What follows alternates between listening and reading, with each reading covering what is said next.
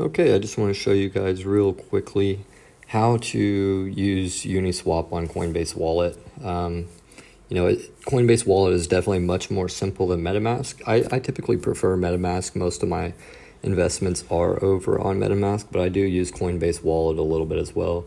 So the first thing that you're going to want to do is you're going to want to get the contract address of the token that you're wanting to purchase.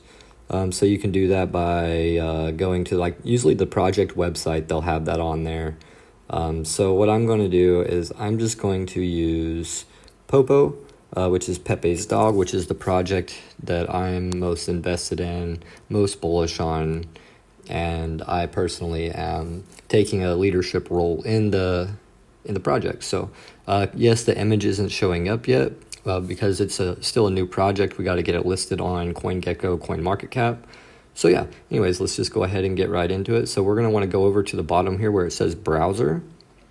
And you're just going to want to click on right here where it says the top dApps. You can click on swap and it'll show all the different ones that you can use. So you're just going to want to find the Uniswap on here. I already have it up here on my history, so it's not showing up.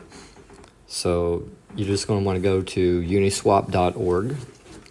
So once you're on Uniswap, you most likely are going to want to purchase with Ethereum or USDC or whatever you have. So you're just going to want to, on the bottom here, select here, enter in your contract address.